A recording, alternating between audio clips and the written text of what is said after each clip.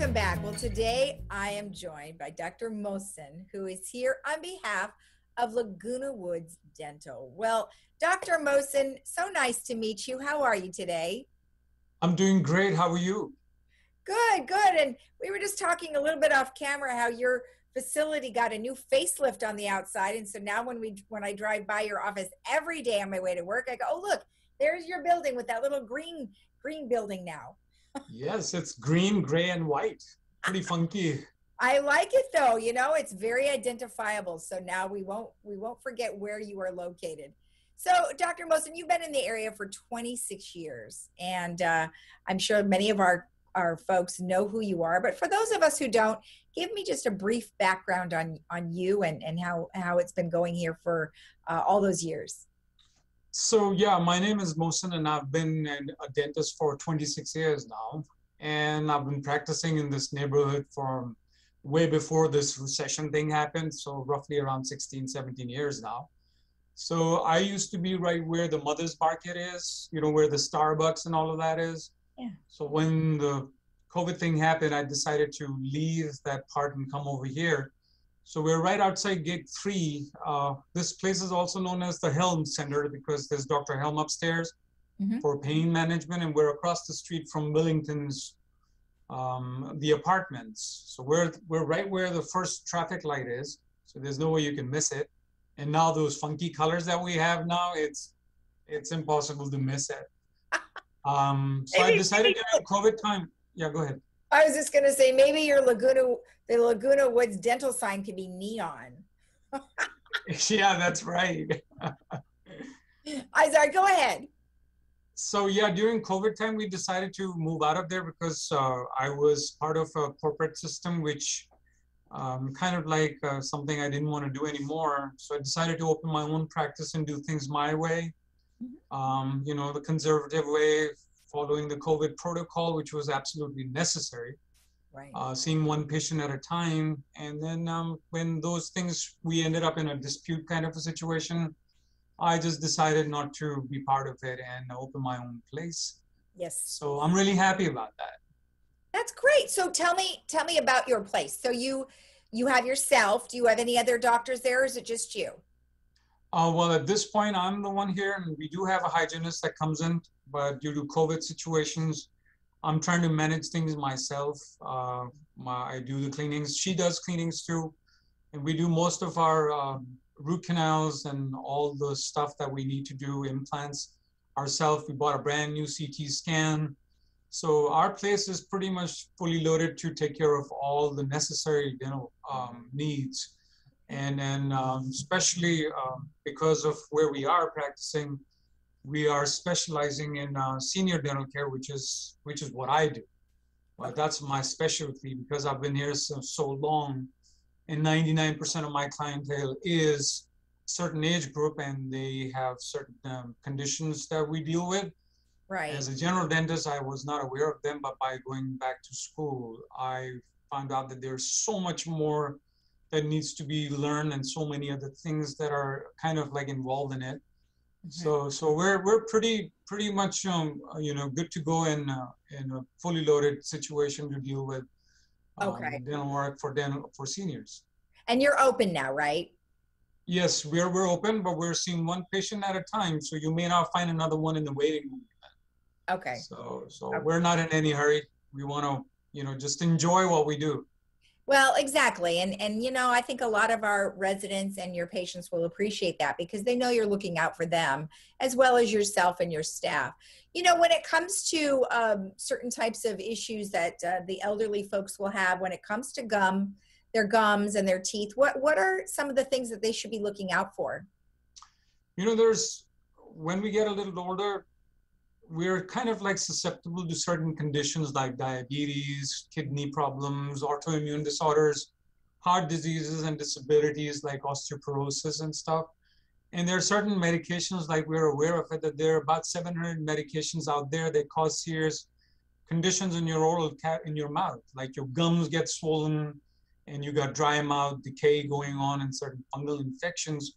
And nobody was aware of these things before, and that's how we get in touch with your doctor and go through your blood work and see what your medications are, and then let you know that it's actually caused by your medications or because of your conditions.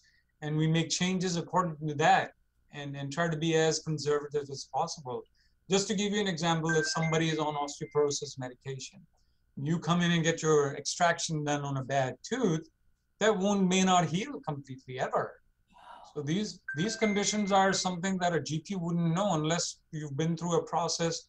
Like I'm going through a process. I'm going through a master's program at USC right now. Oh, you And I'm are? almost done. It's a 3 years program, especially for senior dental care. I've got maybe 6 or 8 months left. Right. But I was surprised, and I'm more aware of things now, what to expect and what not to expect, and what are, what we're supposed to be careful about. You know? Well, yeah. And then, regarding the medications, it's interesting. So let's say somebody was on a particular type of medication, maybe the majority of their life, and then all of a sudden they do start to get maybe swollen gums or something. Is it something that can happen over time, but you just don't notice it? Or can it actually start later in life after taking the medication for quite some time? It could happen both ways. I've seen it myself, and I was so surprised that in the practice before, these patients would come in with swollen gums, and we thought that their oral hygiene was bad. And Right. they kept on getting deep cleanings done, paying thousands and thousands of dollars spending on mouthwash and stuff. But we later on found out that they were on blood pressure medication that was actually causing the problem. And all we had to do was talk to their cardiologist and change that medication, and they never had the same problem again. So it could change anytime. Sometimes your dosage goes up and down. Like I've seen people who think that they're on baby aspirin and blood thinner, and there's no problem in taking it. But sometimes if they don't monitor your bleeding, your INR and all of these blood pictures, you can end up having some serious problems. So it has to be monitored all the time. Well, that's really good to know, because a specialty like this is very important, especially because our elderly population is increasing, and it's going to be quite large over the next 20 years. So it's a good idea that you've done what you've done, and you are still doing more and more studies, because you're right. We just never know what the outcome could be of being on medications for so long. So who knows? So that's great that you have that specialty. That is one reason why your dental practice is certainly different, is because of the specialties that you are doing. What are some other things?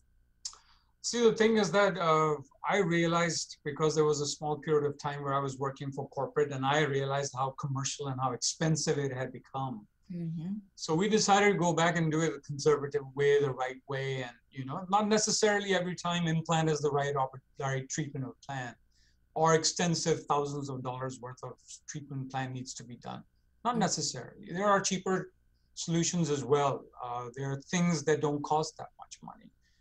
We do our own CT scans, we do our own implants, we do our own cleanings, we do our own crowns and bridges, and we are kind of like working with the same lab that's in the neighborhood. It's not going somewhere where we're not even aware who's working on our case. So let's say if there's a case that needs to be worked on or repaired, denture or added teeth to your partial or a clasp, my stuff comes back the same day. It does not sit in the lab for days and days. And the best part about my lab is that I can pick up the phone and talk to my technician, and it's not somebody I don't even know who's doing the work. So in that way, we're and we've developed this system in the past 16 years of who to work with, who the chairside assistant is going to be, who the front office is going to be.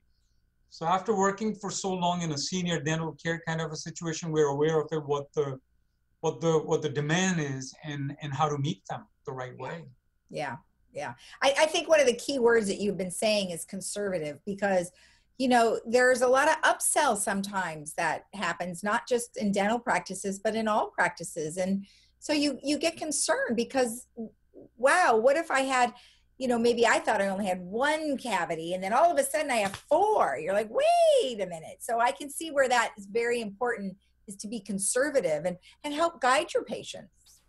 You're absolutely right. That's why we came up with our own. It's not even an insurance plan. It's more like a in-house membership thing that we do for people who have, let's say, Medi-Cal, or they have Medicare, and those benefits are not covered benefits, and they have to pay thousands of dollars from their own pocket. So in our case, what we do is that we kind of like charge $250 or maybe $19 or $20 a month, where people come in, it doesn't matter how many cleanings you need. Whatever you need, we will take care of it. If you need a deep cleaning, it's a covered benefit.